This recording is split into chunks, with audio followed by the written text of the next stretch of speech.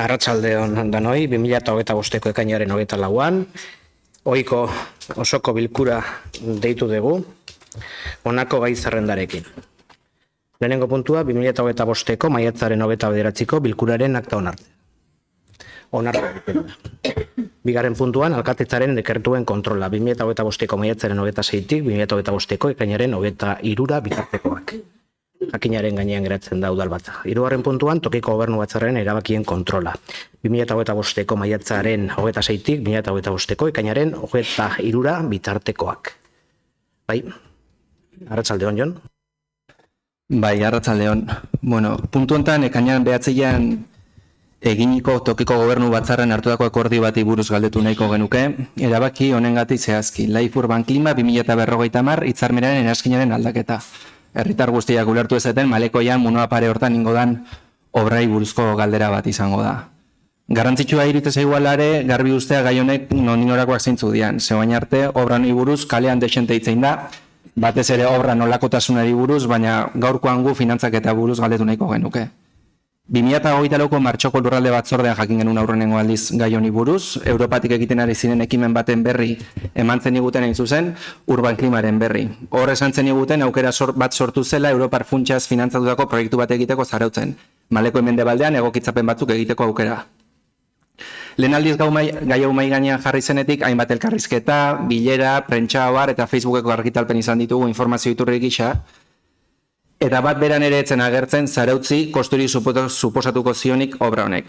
Beti Europar funtsak aipatzen ziren, ez zaurozko ekarpenik. Gaina guri hilabete hauetan, emandako informazioan, esan zitzaigun, bai 150.000 euroko diru laguntza bat jaurlaritzak emate zigula obran idazketa eta zuzendaritza esleitzeko, eta hori ja bideratu da.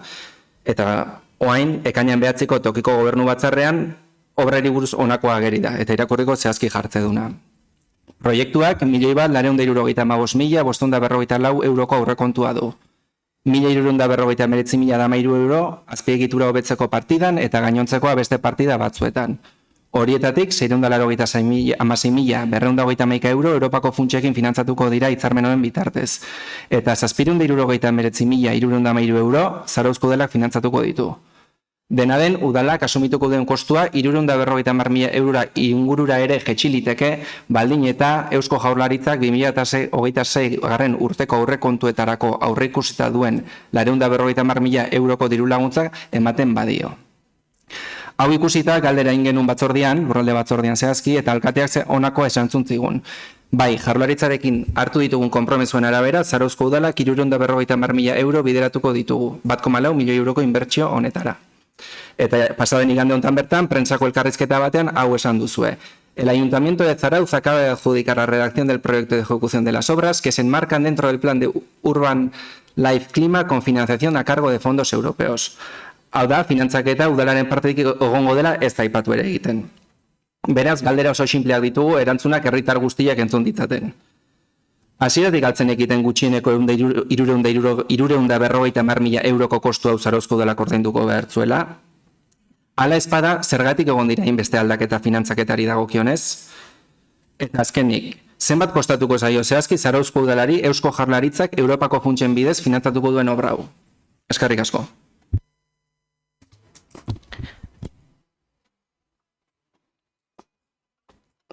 Egin dezun galderari erantzuna badaukazu, eta da batzordean erantzun zitzaizuna. Eta gainontzeko galderak zehazteko, tokiko gobernu batzarraren aktetara joko dugu, historikoa egin dugu, eta erantzungo dizuegu josten baten bitartez. Eskerrik asko.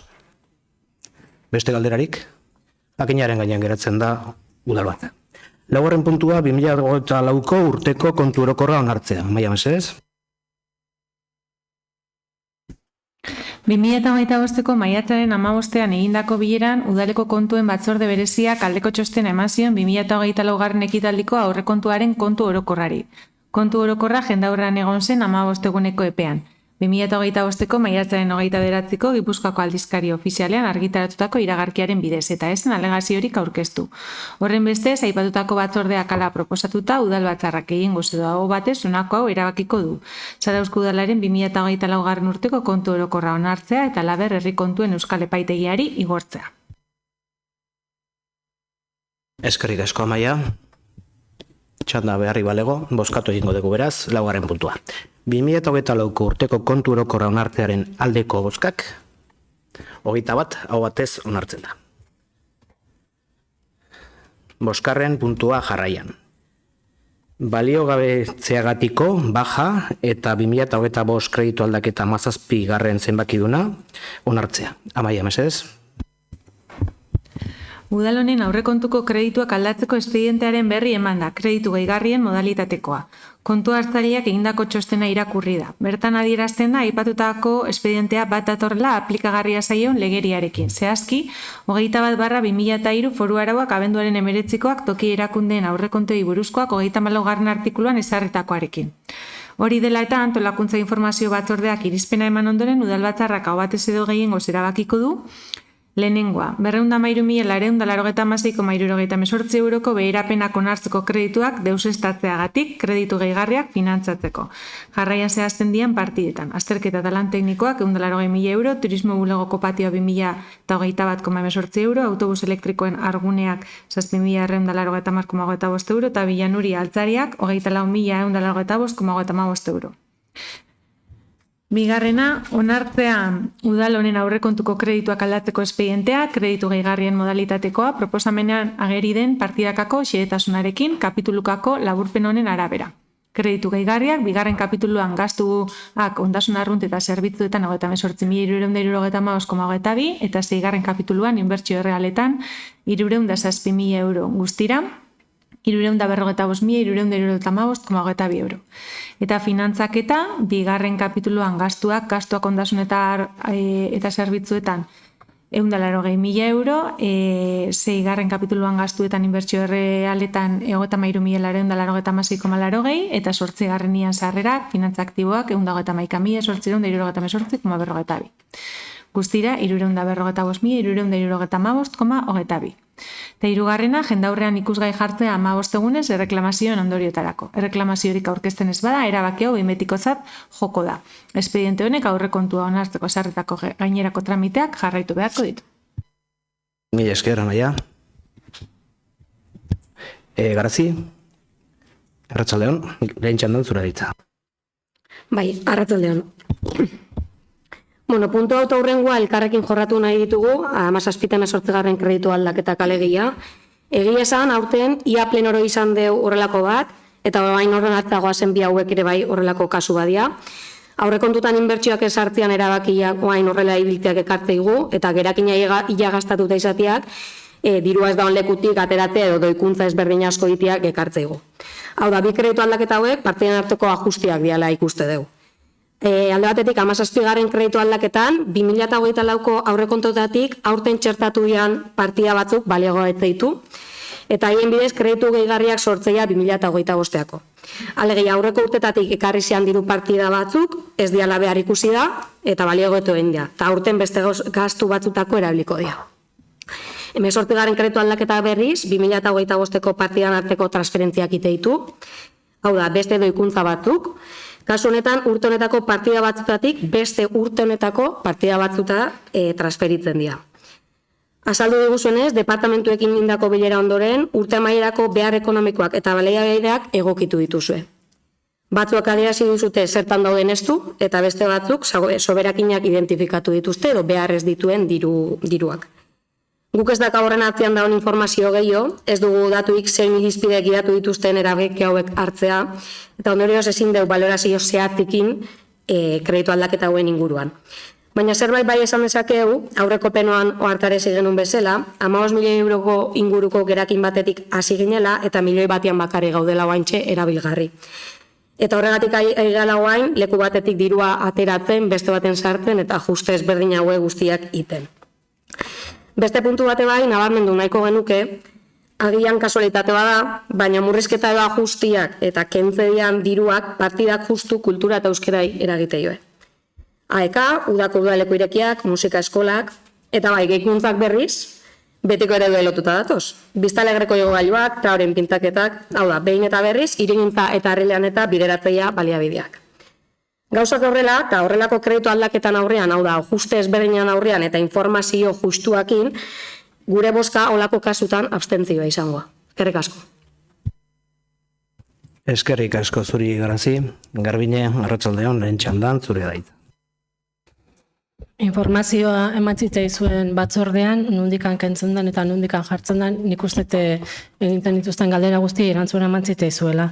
Euskeratik eta kulturatik kentzen dela, azaldu zitzaizuen AEK-na ez da AEK diru laguntza bat kendu zaiola, da ematen zaion diru laguntza zuritu du puntu bat arte, eta bestia soberan gelditu da ez dulako zuritu AEK-ak.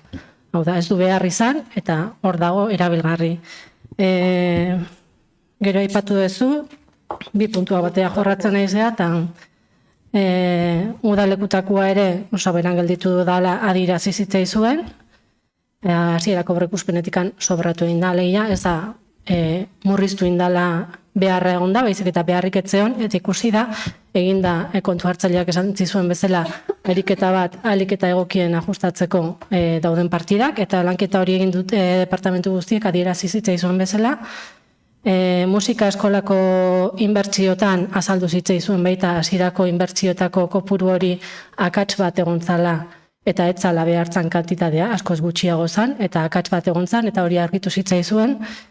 Eta modeloko zine zerbitzukoa adierazi zaizue baita ere, hor lanketa bat egon dela departamentuak egin zituen plegu batzuk, kontu hartzaileetatik beste proposamen batzuk egin dira, eta hor doiketa batzuk egon dira, eta hortik handatoz aldaketa horiek denak. Hemen inkorporazio handi bat dago, zerbitzu energetikoena, alegia momentu honetan bertan bera gelditu den zerbitzu bat, horrek ez dauka zer ikusik ez euskera eta ez kulturakin, eta hortik handator diru kopuru handienetako bat, eta azterketa eta lan teknikoak hau brigadako pabiloian proiektu idazteko partida zan, hori da partida nagusietako bat, 180.000 euro, beraz, gehiena ez da ez kulturatik eta ez euskeratik kendu. Eta bai, onartu genuen aurrekontu bat, inbertsiori gabe. Inbertsiori gabeko aurrekontu bat, lanketa hola egitea erabaki izalako, eta hasieratik geneukan argi, inbertsioak egingo ziala gerakinetik. Eta hola xeikea jokatzen. Eskerrik asko, bigarren txandarako aukera, Gratzi. Bozkatu egingo dugu beraz bosgarren puntua. Baliogabetzegatiko baja eta 2025 garren urteko kreditu aldaketa 17 garren zenbakiduna onartzearen aldeko bozkak. 12. Abstentzioak 9 onartu egiten da. Jarraian, 6. puntuan, 2025 garren urteko 18 garren kreditu aldaketa onartzea. Amaia, mesedez. Udalonen aurrekontuko kredituak aldatzeko espedientearen berri eman da, gastu partiden arteko kreditu transferentziaren modalitatekoa. Kontu hartzaileak egindako txostena irakurri da, bertan adierazten da aipatutako espedientea bat datorla aplikagarria zaion legeriarekin. Zehazki, 21/2003 foru arauak abenduaren 19koak toki erakundeen aurrekontei buruzkoak 29. artikuluan ezarritakoarekin. Hori dela eta antolakuntza informazio batzordeak irizpena eman ondoren, udalbatzarrak aho batez edo gehiengoz erabakiko du lehenengoa. Onartzea udalonen aurrekontuko kredituak aldatzeko espedientea, kreditu transferentzien modalitatekoa, proposamenean ageri den partidagako xehetasunarekin, kapitulukako laburpen honen arabera. Kreditua transferituko duten gastuak, bajak, 2. kapituluan, gastuak ondasun arrunt eta zerbitzuetan 392.100 Laugarrenean, transferentzia arruntak 2.600 euro. 6. Inbertsio realak 31.500 euro. Guztira, 426.200 euro. Kreditua jasoko duten gastuak, altak, 2. kapituluan gastuak ondasun arrunt eta zerbitzuetan 54.124,78 euro. Laugarrenean, transferentzia arruntetan 303,88 euro. Eta 6. Inbertsio realetan 371.771,24 euro. Guztira, 426.200 euro. 2. Egintza hau bestelako tramiteri gabe irmo eta exekutiboa denez gero, bidezkoa da kontu hartzaile eta zerbitzua berehala kontabilizatzea eta onartutako kreditu aldaketa. Eskerrik asko, Amaia, txanda zabalduko dugu. Bozkatu egingo dugu beraz, 6. puntua. 2025 urteko 18. zenbakidun kreditu aldaketa onartzearen aldeko bozkak. 12, abstentzioak 9 onartu egiten da.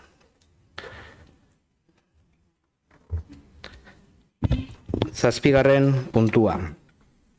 Urtean hitzeko giza baliabideak kudeatzeko planaren onarpena, lanpostuen zerrendaren eta plantilla organikoaren aldaketa.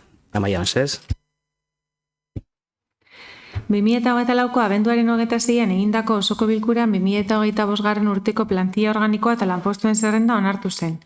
Giza baliabidetako arduradunaren 2025ko ekainaren 6ko txostenean adierazi bezala, 2023 urteko aurrekontu orokorrei buruzko abenduaren 23ko 31/2022 legean jasotako tasa espezifikoaren erabilera beharrezkotzat jo da, Zarauzko udalak duen behin-behinekotasun tasa 8% baino baxuagoa izateko helburua lortzeko. Hori erabili ahal izateko 31/2022 legeak urtean hitzeko plan bat osatu eta onartu behar dela dio. Planaren onarpenak tasa erabiltzeko aukera emateaz gain, izendapen temporalen bidez egindako lan estrukturalak regularizatzeko aukera ematen du eta gizarte zerbitzutan eta giza baliabideetan dauden lanak plaza berrien sorreran gorpuztea proposatzen da. Aldi berean, idazkaritza departamentuan zegoen mandatari jakinarazle plaza idazkaritzako AOT plazan bilakatzea proposatzen da lehena amortizatuz eta bigarrena sortuz. Ondorioz, plantilla organikoa eta lanpostuen zerrenda aldatu beharko da departamentuak eskatutako aldaketak egin ahal izateko urtean hitzeko plana onartzearekin batera. Aldaketa horiek 2025ko ekainaren 6ko ohiko negoziazio mailan negoziatu dira. Proposamenaren amaieran 2025 urteko plantilla organikoa eta lanpostuen zerrenda osorik jasoko da lehenengo erazkin gisa 2025 urteko aldaketa guztiak bateratzeko helburuarekin. Hori horrela, ikusita espedientean dagoen dokumentazioa eta antolakuntzako informazio batzordeak irizpena eman ondoren, udalbatzarrak aho batez edo gehiengoz erabakiko du lehenengoa, giza baliabideak kudeatzeko urtean hitzeko plana onartzea. Bigarrena, onespena ematea Zarauzko udalaren 2025erako plantilla organikoaren aldaketari xehetasun hauen arabera. Gizarte langileen beste plaza sortzea, administrazio orokorreko beste bi teknikari plaza sortzea, haietako bat mandatari jakinarazlea amortizatzearen ondorioz, eta administrazio bereziko eskalako zerbitzu berezietako azpieskalako plaza sortzea, ofiziali gaitxeroa. Hirugarrena, onespena ematea Zarauzko udalaren 2025erako lanpostuen zerrendaren aldaketari eta berau Gipuzkoako aldizkari ofizialean argitaratzea xehetasun hauen arabera. Bertan dakazue xehetasuna. Eta laugarrena, plantilla organikoa jendaurrean jartzea 15 egunez Gipuzkoako aldizkari ofizialean iragarki argitaratuta. Epe horretan interesdunek espedientea aztertu eta egoki iritzitako erreklamazioak aurkeztu ahal izango dituzte. Epe hori igarotakoan alegaziorik aurkeztu ez bada, plantilla organikoaren hasierako onespenaren erabakia behin betikotzat joko da. Eskerrik asko, Amaia. Gaiaren inguruko xehetasun gehiago jakiteko, giza baliabideen zinegotziari, Jesus Aranari emango diotitza. Jesus, arratsaldeon zure daitza. Arratsaldeon. Bueno, gai honi buruz batzordean informazio zabala eman zitzaizuen, baina bai iruditzen zaigu gai hau garrantzitsua dela nolabait udalaren funtzionamenduari begira eta baita ere herritarrei udalak eskaintzen dien zerbitzu desberdinei begira. Zatik, bueno, aurreko puntuak gai ekonomikoa izan dira besteak beste, baina nahi baldin badeu, azkenian herritarrei zerbitzu bat eman oso garrantzitsuak dira pertsonak, udalian lan egiten duten pertsonak. Azken urteotan dakizuen bezala, hainbat aldaketa ondia lege aldetikan, eta besteak beste lege guzti horiek, bueno, horien helburua da, behin-behinekotasuna jaistea, ez? Behin-behinekotasun tasa famatu hori jaistia, eta, bueno, besteak beste hor lege garrantzitsu badago, esaten duena, dakizuen bezala, 3 urte baino gehiago, ezin dula behin-behinekoz lanpostu bat ornituta egon, eta era berean, orain dela gutxi, bukatu deu egonkortze prozesuarekin. Guzti honek, azkenean behartzuen lanketa bat eta azterketa bat. Da, giza baliabide departamentutikan, lanketa hori eginda, eta lanketa horretatik, hainbat ondorio, irten dute, ez, azterketa horretatik. Garbi geneukan, egonkortzeak bazala zerbait aurretik eta ondorengua erabat desberdinduko zuena. Eta behintzat politikoki horrela pentsatzen duen. Urte askuan nolabait, udaletan, erakundetan, behin-behinekotasun tasak oso altuak izan dira, baina garbi dago gauzak horrela ezin dutela jarraitu. Eta horretarako, bai edo bai, beharrezkoa zen lanketa hori itea eta ondoren plangintza bat egitea. Noski, baita ere, udalaren beharrak, gure herritarrak kopurua, biztanlegoa, gora dijoa, geroz eta zerbitzu hobeak eskaini nahi ditugu, eta, Apairileko plenuan, besteak beste, 3 lanpostu berri sortu genituen. Oraingoan ere, plan honen baitan, sortzen ditugu, alde batetik, ezinbestekoa dalako plangintza hau aurrera emateko, eta nahi baldin badeu, egonkortze tasa hori jeitsi eta baju mantentzia ezinbestekoa da, opeak eta hoiei lotuta dauden prozesuak garaiko ateatzia eta gauzatzia, giza baliabideetan behar deu, ahote bat, gizarte langile baten lanpostua ere egonkortuko da, ofiziale geltzero bat egonkortuko da, eta azkenik baita ere urrats garrantzitsu bat ematen da idazkaritzan, jakinarazlearen jubilazioa aprobetxatuz, ahote bat, lanpostu bat sortuaz. Dokumentazioan daukazuen bezala, hor sehetuta dago, nolabait zein izango dan, zein dan gaur eguneko udal 183 langilez osatutako udal honen argazkia zein dan, eta zein dan urrengo urteetan daukagun egin beharreko esfortzua, orain egonkortzean lortu deuna izan baldin bada 110 piku batera iristia, hortik bera jaisteko egin behar deun esfortzu oso garrantzitsua denon artean. Horregatik batzordean komentatu nizuen, honek egiten duena azkenean da, orain arteko zerbait hartu, landu, ordenatu, eta etorkizunerako oinarri finko batzuek ezarri. Bai lanerako, bai funtzionamendurako, bai guzti horretarako. Nik bukatu nahi dut eskerrak emanaz giza baliabideko departamentuari, eta departamentuari ere lagundu dioten inguruko beste departamentu batzueri plan hau gauzatzeko. Benetan esfortzu oso garrantzitsua izan da, eta benetan eskertzen deu izan deun laguntza. Hori esan da, proposatzen dizuet plan honen alde bozkatzia. Eskerrik asko, Jesus. Txanda zabalduko dugu. Bozkatu egingo dugu beraz. 7. puntua.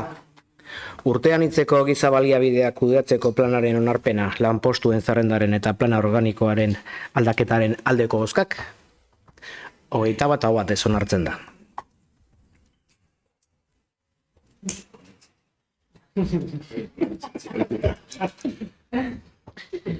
Zortzigarren puntua.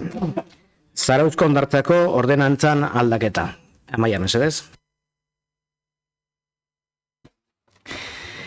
Espedientea aztertuta eztabaidatu ondoren lurraldeko informazio batzordeak honako irizpena egitea erabaki du. Zarauzko udalak uste du beharrezkoa dela Zarauzko hondartzako erabilera araubidea eta jarduerak arautzen dituen ordenantza berrikustea eta eguneratzea.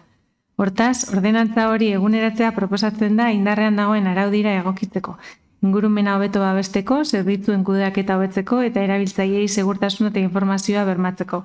Hori guztia tokiko eta erkidegoko legezko betebeharrak betez. Hirigintza eta ingurumen departamentuak ordenantzaren berrikuspena idatzi du. Hainbat udal departamentu eta talderen proposamenak jaso dira. Era berean zirriborroari aurretiazko kontsultaren tramitea egin zitzaion eta bilera ireki bat egin zen maiatzaren 14an. Prozesuan zehar jasotako proposamen eta iradokizun guztiei buruzko txostena egin du ingurumen teknikariak. Espedientea lurraldeko informazio batzordean aztertu ondoren, udal batzarrak hau batez edo gehiengoz honako hau erabakiko du. Hasierako onespena ematea Zarauzko hondartzako erabilera eta jarduerak arautzeko ordenantzaren berrikuspenari. Bigarrena, espedienteak jendaurrean jartzea nahi duen orok aukera izan dezan alegazioak aurkezteko. Jendaurrean erakusteko epea 30 egunekoa izango da eta Gipuzkoako aldizkari ofizialean iragarkitaula eta udalaren web orrian iragarriko da. Erreklamazio edo iradokizunik aurkezten ez bada, ordenantzaren berrikuspena behin betiko onartuta hartuko da, berariazko erabakirik hartu beharrik gabe. Hori bai indarren sartzeko Gipuzkoako aldizkari ofizialean argitaratu beharko da testu osoa. Eskerrik asko, Amaia. Lehen txandan, Inesio, txanda zabalduko dugu, edo nahi dizu azalpenak eman aurretik, nahi dizun bezala. Zure daitza. Eskerrik asko, arratsaldean guztioi. Bueno, gaurko honetan, Basarozko hondartzan etorkizunako pauso sendo bat emate dugu. Basarozko hondartzan erabilerak eta jarduerak arautzen dituen ordenantza honen berrikuspena onartze duelako hasiera batian. Aurreko urtean, surf eskolan jardueran inguruko epai bat zela medio, aldaketa puntual batzuk inber izan genituen ordenantza honen inguruan, eta argi geratu zen aldaketa sakonago bat bertzula ordenantza honek, eta horretarako konpromiso hartu genuen. Gaur hemen, ingurumeneko sailak bideratuta, ordenantza honen aldaketa dakargu udalbatza honta. Ez da ordenantza bat bulego baten barruan idatzita eta zuzenian mai honeta edo udalbatza honeta ekarrita, baizik eta entzute prozesu baten emaitza bada, adostasunan bila hasieratikan jundan ibilbide partekatu bat izanik. Bai alderdi politiko guztiekin eta noski baita herritarrekin ere. Lehen zirriborrua apirilean prestatu genuen eta ordutik hainbat eragile ezberdinekin hobetzen ungea zirriborro hori, alde batetik udaleko sail ezberdinetako teknikariak, baita udal talde politiko guztien ekarpenak, eta noski herritarran iritziak maiatzan 14ko bilera irikian parte hartuzunak, eta baita ere plataforma digitalan bitartez edo emailan bitartez jasotako iradokizunak. Hau ez da ordenantza bat gutxi batzun artean adostua, baizik eta guztien artean adostua izan dana. Hemen hainbat aldaketa ekarri ditugu, baina batzuk aipatzearren alde batetik txakurran egutegia aktualizatu da, udalako demoraldia amaitzenanetik aste santuak arte, eozein ordutan ibili daitezke txakurrak hondartzan, aste santutik udako demoraldia arte astegunetan eozein ordutan, baina asteburutan ulertze du jende gehiago da bilela hondartzan, eta horrexegatik gaueko 9:00 goizeko 9:00 egon daitezke txakurrak, eta udako demoraldian gaueko 9:00 goizeko 9:00 egunero. Ingurumena eta bere babesai dagokionez ulertze du dunak babestu inberdiela, eta beraz dunak zapaltzia debekatuta dago, bai zeharkatzeko, bai bertan eoteko, eta baita dunan inguruko itxitura hori erabiltzea gauzak eusteko edo zintzilikatzeko. Beste puntu garrantzitsua da hondartzan erretzia debekatzia. Ordenantza honekin debekatuta dago hondartza zuen erretzia, eta orain arte gomendioa zana debeku bihurtukoa, eta Zarautz izangoa Euskadiko lehen hondartza neurri hau aplikatzen, debeku neurri hau aplikatzen. Eta baita ere komentatzearren, hondartzako lasaitasuna bermatzeko, bai megafono, transistore, disko jokailu edo beste igogailu batzuk erabiltzea ere, debekatukoa musikak bata bestiai ez eragiteko. Eta baita ere aipatzekoa da, ordenantza honek, adibidez berdintasunan departamentuakin indako lanketa edo hizkuntza eskubidean aldeko urratsak eman da euskerako departamentuakin ere. Eta hori, azken finean badaude eztabaidatu ditugun gai konplexu desente, eta gure ustez udal gobernu honek bai arduraz eta bai ausardiaz jokatu du, ez dalako betiko irizpidean atzian ibili, baizik eta hartu bertzian neurri berriak hartu dialako. Eta bai, hau guztia litzatekela posible izango gainerako udal talde politikoak erakutsitako jarrera eraikitzailea gabe. Bai EAJ, EH Bilduk eta guk PSek elkarrekin adostutako testu bada, gaur onartze duguna, eta batzutan nahiz eta jarrera edo ikuspegi ezberdinak izan, kasu honetan gure ustez helburua berdina izan da, eta da Zarauzko hondartzan egoera edo jarduera hobetzea. Eta nola ez, baita ere eskerrak eman aldaketa honetan parte hartu duen guztiai, alde batetik ingurumeneko udal teknikariai, baita ekarpenekin lagunduen beste departamentutako teknikariai ere, talde politikoai, eta noski herritarrai. Zarautz hobetzen nahi ga, pixkanaka, baino danon artean. Eskerrik asko. Eskerrik asko, Inazio, lehen txandan, Ainara, arratsaldeon zure daitza. Bai, arratsaldeon. Bueno, Inazio zuia esan dituzu gauza asko, baino guk aurreko urtean esan ginen bezala, zuk aipatu duzun bezala ere bai, argi zegoen lehenoko ordenantza, hondartzako ordenantzarrek aldaketa batzu bertzitula. Eta pozik gaude ikusteaz, aurtengo proposamenean aurrera pausoak eman direla norabide horretan. Eskertu nahi deu ordenantza ulantzeko izan dugun hartu emana. Askotan salatzen duen bezala, ez da ohikoa izaten, udal gobernua gurekin lankidetzan aritzea ordenantzak edo erabakiak hartzekotan. Baina kasu hontan, PS eta EH Bilduren artean gutxienez kolaborazio bat egonda. Eta hori positiboki baloratze deu herritarren onurai begira. Are gehiago, EH Bilduk herritarren bizikidetza eta ongizatea kontutan izateko aurkeztutako proposamenak kontutan hartu direla ikusi deu. Eta hemen aipatuko ditut, zuk batzuk aipatu dituzunak, baino elkarren artean aurrea eman. Hala nola, zerataren kontrolen lotutako neurriak, mugikortasun murriztu duten pertsonentzako azpiegitura eta baliabideen hobekuntza, dunen babesa eta erretzearen debekua besteak beste. Beste batzuk, zuk aipatu dituzunak ere bai. Hala ere, puntu bat geratzen da zintzilik, gure ustez, eta herritarren artean haserrea eta kezka sortzen jarraitzen du. Bainugunen eta urkirolen erabileraren arteko oreka hori. Badakigu sorospen zerbitzuaren eskumenak baldintzatzen dutela gunen antolaketa. Baina hala eta guztiz ere uste dugu lanketa sakonago bat egin beharko litzatekela. Ordenantza hau plenora ekarri aurretik parte hartze bat egintzan eta herritarren iritziak entzuntzian. Herritar askoren iritziz, gunen arteko oreka ez da bidezkoa eta gaiak tentsioak sortzen ditu. Azken urtetan arazoa errepikakorra izanik. Horregatik, beharrezkotzat jotze deu, etorkizunean lanketa gehiago egitea, eragileekin eta erabiltzaileekin. Oreka egokiagoa bilatzeko eta herritarren kezkei modu eraginkorragoan erantzuteko, bai ordenantza honen baitan edo sorospen zerbitzuaren baitan. Eskerrik asko. Eskerrik asko, Ainara, lehen txandan. Bigarren txandarako aukera. Bozkatu egingo dugu beraz, 8. puntua. Zaruzko hondartzako ordenantzan aldaketaren aldeko bozkak, 21 aho batez onartzen da.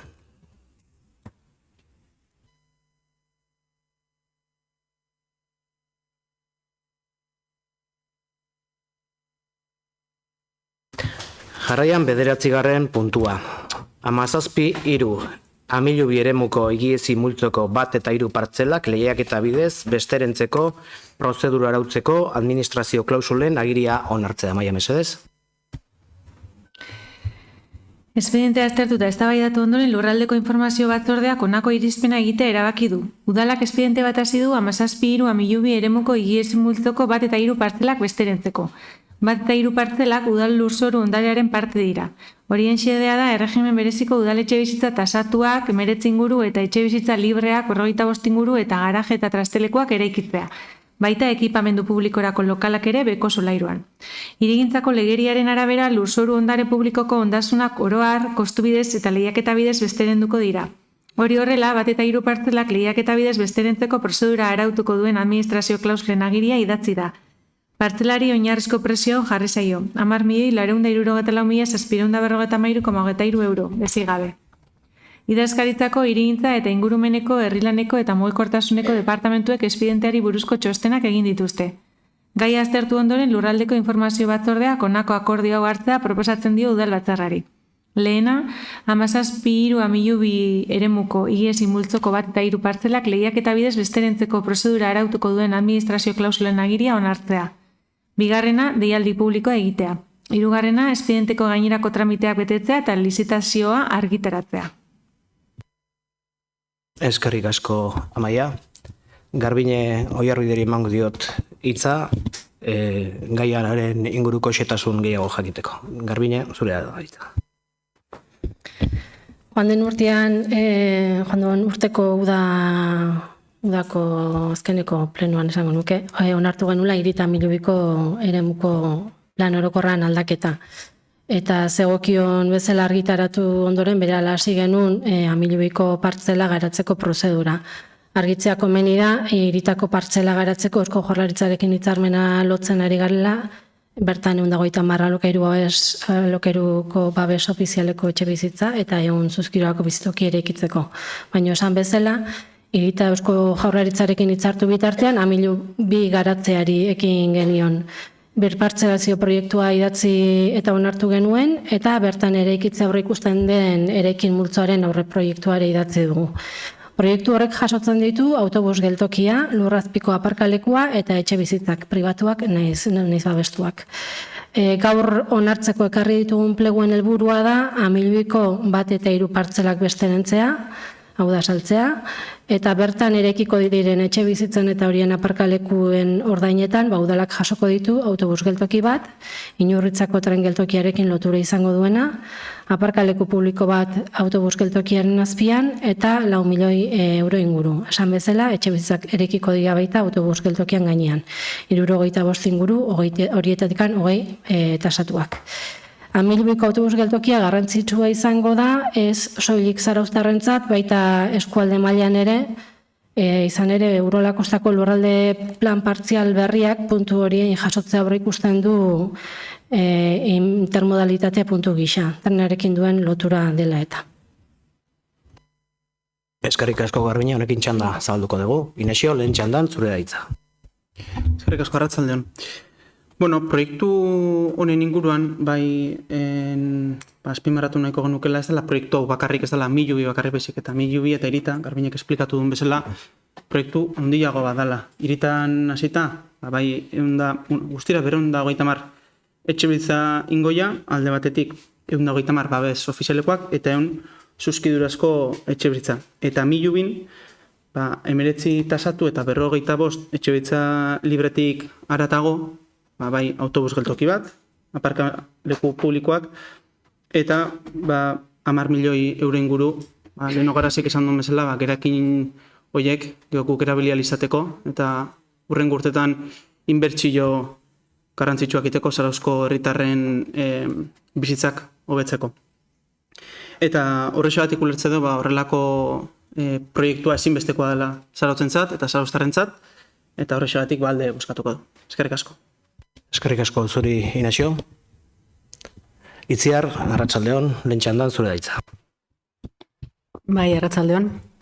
Bueno, hau Garbiñek esan bezala Amilubiko proiektuaren beste pauso bada. Behin-behineko onespena Irita Amilubiko proiektuari eman zitzaion 2024ko uztailean, iaz, eta guain hori aurrera eraman analizateko, pauso bat bozkatzera goaz, hain zuzen, lur publikoa konstruktora pribatu bati saltzeko pausoa. Jakina da, proposamen honen inguruan gu daukagun postura, ez gaude ados lur publikoak etxe bizitza pribatuak edo libreak egiteko saltzearekin. Zuk esan dezun bezala, hasiera batean Amilubi eta Irita proiektua zabalagoa da, baina gaur hemen bozkatzera goazena Amilubekoa da, horregatikan zehazki hori esatet. Amilubiko lor guztiak udalarenak dira, eta hala ere Amilubin etxe bizitza pribatuak eraikiko dira, gure iritziz, herriarenak diren lurrak esku pribatuetara bideratuz, eta gure ustez, lur horiek guztia funtzio soziala betetzera bideratu beharko litzateke bere osotasunean. Horregatik bozkatu genuen ezetz iazko uztailean, batez ere puntu honegatik, eta noski gaur ere ez bozkatuko dugu, hain zuzen ere guzti honetatik gutxien gustatzen zaigun pausoa delako gaur ematera goazen hau, alegia lur publikoak saltzea etxe bizitza pribatuak egiteko. Behin lur horiek salduta, esan dezuen bezala, udalak diru bat jasoko du, kopuru desberdinak esan dituzue, bai, eta erosleak jabetza osoaren titular bihurtu ondoren, autobus estazioa eta lurrazpiko garajeak ere eraikiko ditu, hala da. Baina guk uste dugu, etxe bizitzaren arazoa zenbatainakoa dan Zarautzen ikusita, lur publiko guztiak etxe bizitza publikoak egiteko erabili behar direla. Hori bezain sinplea da. Autobus geltokia egitearekin guztiz ados gaude, baina finantzatzeko beste modu bat lortu beharko litzatekela uste dugu. Errazagoa da zuek planteatzen duzuen bezala egitea, bai, dirua lortuko luke, bai. Baina guk uste dugu proiektu honi beste buelta bat eman eta etxe bizitza libreak egin gabe aurrera eraman beharko litzatekela. Eta lehen ere esan izan dugu hau, baina gehiotan eztabaidatu den gaia da, eta erantzun izan diguzue, eta zaurena gaur ere esango diguzue, Kitaino pon, se acaba el montón, eta esaldi hori baino gehiago entzun deulako, eta hala da. Ez da nian jartzen da gastatzen, baina beste gastu batzuk egiten dituzue, inondik jarri gabe, lurrik saldu gabe, eta hain zuzen honekin, etxe bizitza tartean daudela, eta etxe bizitzarekin daon arazoekin, guk hori egitea, ez du inolaz ere ikusten. Etxe bizitza libreak lur publikotan ez, autobus geltokia eta aparkalekuak bai, baina beste modu batetara finantzatuta labur esan da. Eskerrik asko Itziar, lehen txandan, Garbiñe, zure da hitza. Eskerrik asko, Xabier. Plegu hauek oso garrantzitsuak dira, Zarautzek garraio publikoaren aldeko beste jauzi bat emateko azpiegitura egokiak izan ditzan, eta gainera etxe bizitza planean beste pauso bat emango dugu, beste 20 etxe bizitza tasatu ere ekita. Komeni dago goratzea, aldapetako etxe bizitzak eraiki zirenetik, dagoeneko 426 etxe bizitza babestu eraiki direla, beste 250 eraikuntza oso aurreratuta dago Salberdinen, eta Lanpardon beste 25 alokairu babestuko etxe bizitza proiektuaren idazketa fasean daude. Gainera, Amilubiko 20 etxe bizitza hauekin eta Hiritako beste 250ekin guztira, ia 1000 etxe bizitza babestu izango dira etorkizun labur batean zarautzen. Beraz, ambizio handiz 2016an udal gobernu honek martxan jarri zuen etxe bizitza plana betetzeko beste pauso bat ere bada hau. Baina lehen esan duan bezala bereziki garrantzitsua da komunikazio azpiegitura aldetik zarautzek lortuko duen onura. Batez ere, garraio publikoaren ikuspegitik, gaur egungoak baino azpiegitura duinagoekin, trenaren eta autobusaren arteko lotura indartzea ekarriko duelako. Baina baita ere, autopistako irteratik gertu erabat herrigunean sartu gabe kotxea uzteko aukera emango duelako eta bertatik oinez edo herribusa edo trena hartuta herrigunera joateko aukera emango duelako. Beste erentze honek eragin oso positiboa izango du beraz Zarauztarron bizi kalitatean. Eskerrik asko, Garbine, bigarren bueltarako aukera. Inazio, zure txanda. Mi esker. Bueno, guk ere nahi, esan duke nahi lur publikotan etxebizitza pribatuak itia, baina guk ere nahi da autobus geltoki berri bat euki, edo aparkalekuak euki, edo eta etorkizunean inberdian inbertsioak, ez gastuak, inbertsioak inalizatia. Eta orduan, egongo balitz, aukera bat, etxebizitza danak publikoin, autobus geltoki batin, aparkaleku publikoak euki, eta diru euki, inbertsioak inalizateko, noski, bide hortatik joko genukela, baina gaur, honeak hartze den aukera hau da hon aukera honena, justu berdan dana eukializateko, alde batetik, gerakina inbertsioak inalizateko burren gurtetan, autobus geltoki bat, Garbinek esan duen bezala, Zarauzko herriai, mugirkortasun aldetikan, izugarrizko aurra pauso bat ekarriko jona, eta baita etxebizitza publikoak izatea. Eta hori danan aukera honena, da gaur honeak hartzitugun plegu hauek, eta horrexegatik alde boskatuko. Eskerrik asko, Inazio, bigarren txandan, Itziar, zure ditza.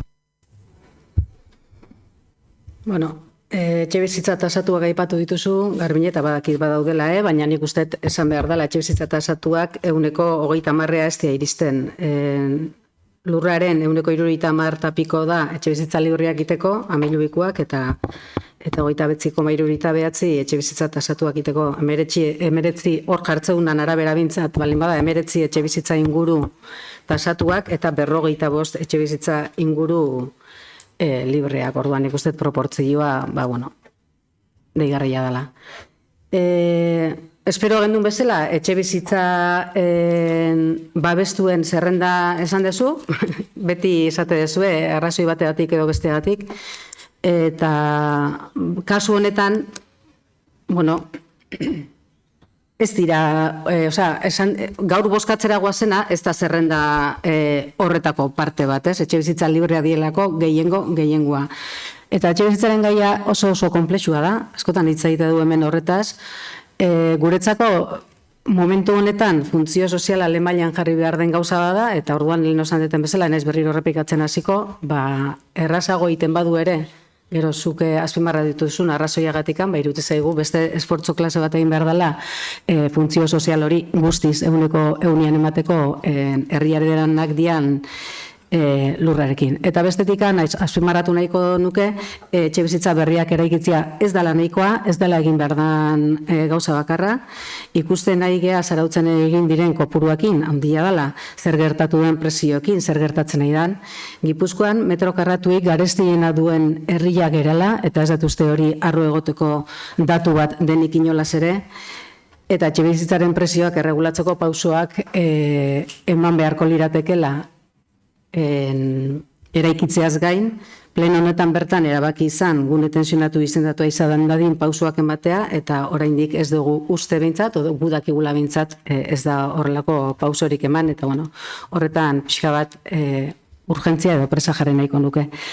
Beste gai bat komentatu nahiko nukena da, Plegu hauetan, erostedun enpresak konstruktura bat izango da, suposatzet, partzelaren jabetza izan da jartzeu autobus estazioa eta lurrazpiko garajeak eraiki behar ditula, eta garaje hori rotazioko garajea izango dela bere esaten du pleguetan lekun batian. Aipatu nahiko nuke, espero dugula rotazioko garaje horiek egi bihurtzeko baldintzak izango dituela, eta guen esplikatuko zergatik esate dut hori, espero dugu aurretik hori guztia ondo pentsatuta egongo dela. Izan ere, aste honetan bertan jakin dugu, eta gaur zehazkiago Inurritzako garajearekin gertatu dena, harrigarria irutu zaiguna, eta azalpenak eskatzeko baliatu nahiko nuke pleno hau. Esango diguzu ala den edo ez dugu euki demorarik hitz egiteko, badirudi rotazioko garajeak izan behar zutenak Inurritzan ala zeolako hitz egin da, ez direla ala izango. Honen berri bertako bizilagunen bitartez jakin genuen orain dela egun gutxi, 3 bat egun esango nuke, eta badirudi ala dela, ze gaur bertan Inurritza plazako 89 aparkalekuen esleipena, esleitzeko prozedura arautuko duen baldintzen agiria onartzen duen dekretu bat ikusi dugu zean. Erregistroan o dekretutan, ez? Inurritzako garajeak ere rotaziokoak izan behar zuten, eta guretzat behintzat hori oso garrantzitsua zen, herriko sarreran puntu garrantzitsua zen operazio horrena, eta orain jakin dugunaren arabera, berriz diot, agian esate diguzu ezetze, baina bertako bizilagunek izan digutelako, eraiki ondoren, sartu irtenak egiteko egokia ez dela, edo lako zerbait, ez dakigu zehazki zer, beste mota batetako garajeak izango direla erabaki da. Beraz, hau lasaia, bi gauza, espero dugula ez gertatzea hori amilui, naiz eta badakigulako kontraboskatuko dugunaren atera aurrera jengo gula honek, eta, espero dugula hau lasaiago beste momentua batean hitz egitea, gaur dekretuan ikusitakoan txostenak eskatu ditugu, eta bidali zaizkigu gaur bertan, baina, azalpenen bat edo gustatuko litzaiguke eukitzia, ze ikusi den txostenak, nahiko orokorrak irutu zaizkigu.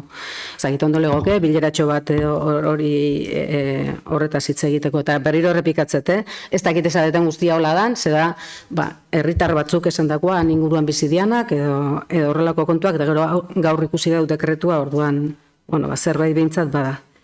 Eta, berriro esatia, guaingo honetan gertatutakoaz ala bada, oso kontuan hartzekoa dela, eta espero degula benetan rotaziokoak izatia.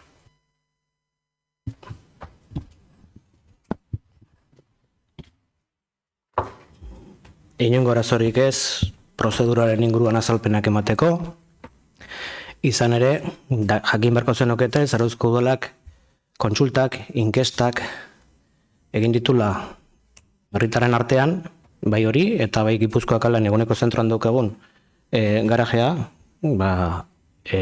herritarren beharretara jartzeko. Eta esaten dut herritarren beharretara galdetu nahi zudelako.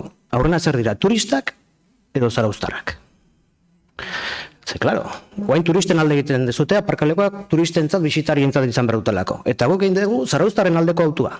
Eta galdetu diegu, Inurritzatarrei, zarauztarrei, inguruko mendilautakoa, eta guztiai, eta esan digute garaje beharra badagola, hau zuan.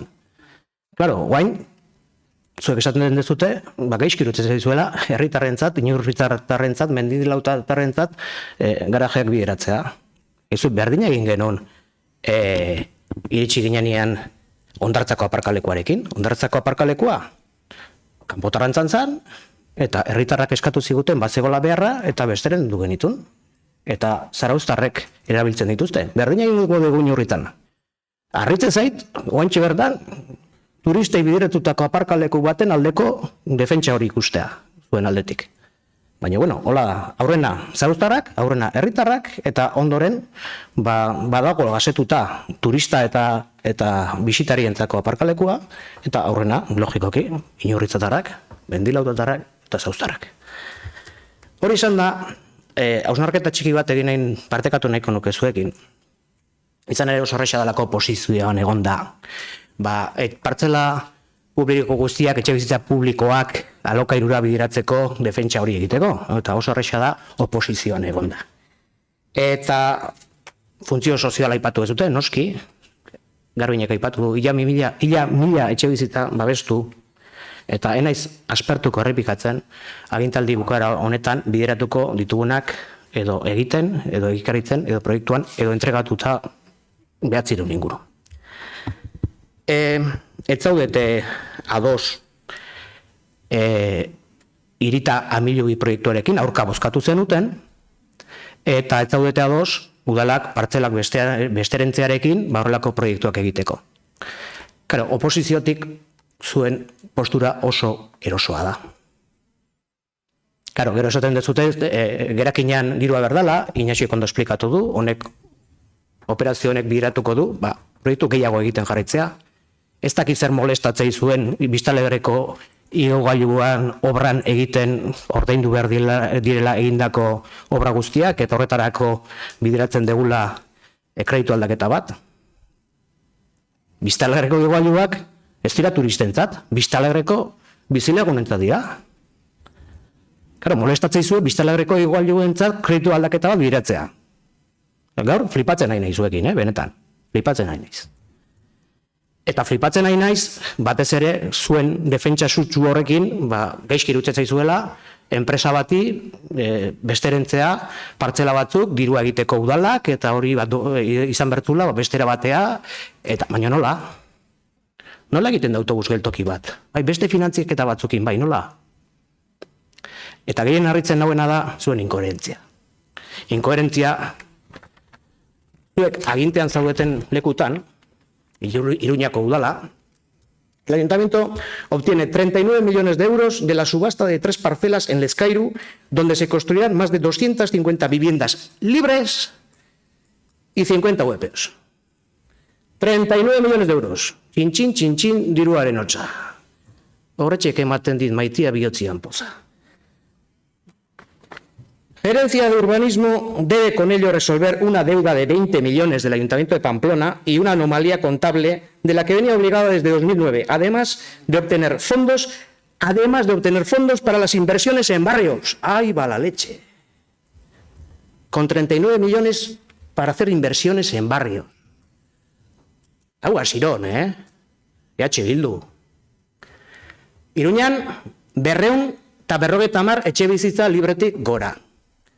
50 babes ofizialekoak. 117 babes ofizialekoak. 183 libreak. 180 libreak, sin pestañear Sirón. Zarautzen, Iritan, eta Amilubin, 40 etxebizitza libre. 20 etxebizitza tasatu. 130 babes ofizialekoa alokairuan. 100 zuzkidura bizitoki babestu alokairuan. Irita Amilubin, 250 etxebizitza babestu, 186, hauek dia kontuak. 186 babestua. 114 libreak Irita Amilubin. Alegia, Iruñako udalaren inbersoa. Han, 117 babes ofizialekoak, hemen 186 etxebizitza babestuak. Nork agintzen du Iruñean? Nork agintzen du Zarautzen? Gora San Pelaio eta gora San Fermin. Eta honekin bozkatu egingo dugu 9. puntua.